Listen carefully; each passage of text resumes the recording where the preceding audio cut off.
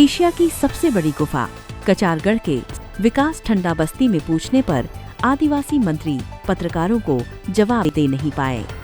गोंदिया आज स्थानीय जिलाधिकारी कार्यालय के पत्रकार परिषद में आदिवासी के श्रद्धा स्थान कचारगढ़ तो एशिया में सबसे बड़ी गुफा कहलाई जाती है, जिसमें लाखों आदिवासी प्रतिवर्ष बड़ा देव तथा महाकाली कंकाली इनकी पूजा हेतु आशीर्वाद लेने पहुंचते हैं। प्रतिवर्ष अनेक प्रलंबित काम के देने की करोड़ों की निधि आश्वासन देकर चले जाते हैं, जिसमें केंद्र मंत्री नितिन गडकरी, मुख्यमंत्री देवेंद्र फडणवीस, आदिवासी केंद्र मंत्री, अनेक मंत्री यहाँ आकर आश्वासन की खैरात बताकर चले जाते हैं। पिछले वर्ष भी यही मंत्री विकास हेतु काम करूंगा कहा था।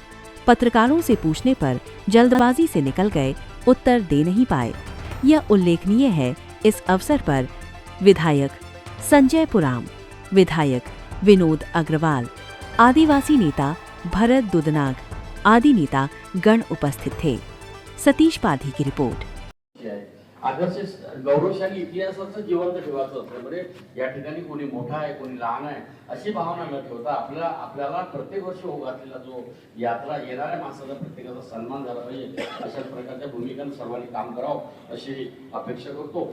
आणि पोलीस डिपार्टमेंटच्या माध्यमातून जास्तीत जास्त संरक्षण कसं होईल, कारण मला काय भीती होता पोलीस डिपार्टमेंटचं संरक्षण राहते, परंतु तुमचे रात्रीच्या वेळचे पोलीस डिपार्टमेंटचं जे शिट्टी मारणे किंवा काय अडचण असं काय तुमची प्रथा परंपरेच्या अनुषंगाने जे तुम्हाला आचारसंहिता जी तुम्हाला दिलेली आहे त्या आचारसंहितेच्या आधीन पोलीस डिपार्टमेंटनं लक्ष घालावं अशी रस्ता लक्ष घालतात, म्हणजे त्याच्याबद्दल काही म्हणत नाही, पण ज्या व्यतिरिक्त लक्ष घालावं मी एवढी अपेक्षा करतो। आणि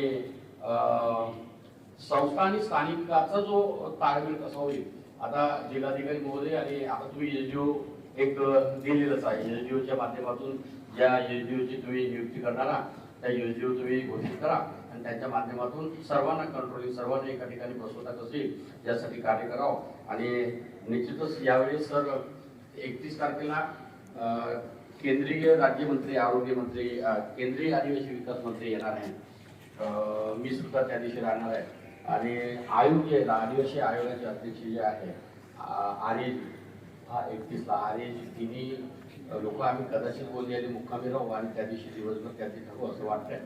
तिसरी गोष्ट छत्तीसगडचे मुख्यमंत्री मोदींशी माझं बोलणं झालं। महाराष्ट्रामध्ये भोग घातलेला हे जो आमचा आदर्श क्षण जो आहे अतिशय चांगला क्षण आहे, या क्षणामध्ये सहभागी होण्याच्या अनुषंगाने छत्तीसगडचे मुख्यमंत्री, अनेक राज्यातून येत असलेले आमचे जनजाती बांधव, त्यांची शासन आणि प्रशासनाच्या माध्यमातून उत्तम व्यवस्था व्हावं, त्यांचा सन्मान व्हावं, आदर व्हावं। आढावा बैठक घेतली असता आढावा बैठकीला उपस्थित जिल्हा परिषदचे अध्यक्ष भेंडारकरजी, पुरामजी, सन्माननीय आमदार विनोद अग्रवालजी, सन्माननीय आमदार गडचिरोली विधानसभा मतदारसंघाचे डॉक्टर मिलन नरोटेजी, आमच्या सरपंचताई कौतुक करतो। दरवर्षीप्रमाणे यावर्षी सुद्धा कचारगड येथे विविध राज्यामधून येणाऱ्या बांधवांचा सन्मान आणि आदर करायचा असल्यामुळे प्रशासनाच्या माध्यमातून व्यवस्थेचा आढावा घेतला असता निश्चितच मागच्या वर्षी ज्या ज्या सोयी सवलती नव्हत्या त्यापेक्षा यावर्षी त्याच्या सुधारणा करून अपडेट करून दिनांक 30 तारखेपासून तर दिनांक 2 फरवरीच्या दरम्यान आपण गोंदिया जिल्ह्याचं नाव लौकिक कसं होईल, गोंदिया जिल्ह्याचा सन्मान कसा होईल, इतर राज्यामधून येणाऱ्या सर्व बांधवांना आपल्या जिल्ह्याचं अनुकरण करण्याची कशी मानसिकता होईल यासाठी आज बैठक घेतली असता निश्चितच आपला पत्रकार बांधव, इलेक्ट्रॉनिक प्रिंट मीडियाच्या पत्रकार बांधवांना माझी विनंती आहे, आपल्या जिल्ह्यामध्ये असलेला गौरवशाली इतिहास आणि आदर्श संस्कृती जिवंत राहावं म्हणून आपल्या सहकार्याची अपेक्षा करतो। यात्रेच्या अनुषंगाने आपल्या लोकप्रिय वृत्तपत्राच्या माध्यमातून इलेक्ट्रॉनिक कचारगड गुफेचा कायापालट होणार आज वर्ष होत आलं आहे, त्या ठिकाणी काही काळापलट झालेला नाही आहे. याच्या अगोदर 2 वेळा बैठक घेतलेली आहे.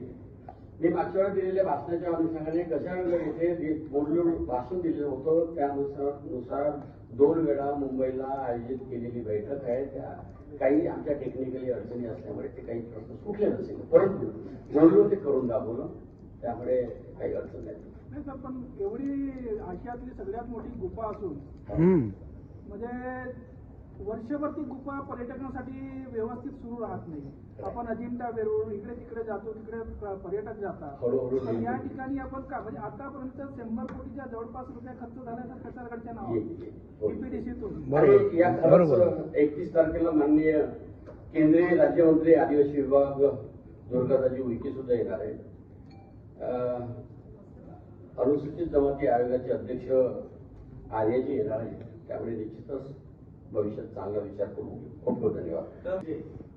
भाविक आ रहे, यात्री आ रहे हैं, कई लोग ट्रेन से भी आएंगे, उनका मार्गदर्शन करने के लिए ये 4 रेलवे स्टेशन पर कम से कम वेलकम कैंप ऐसा लगाना चाहिए.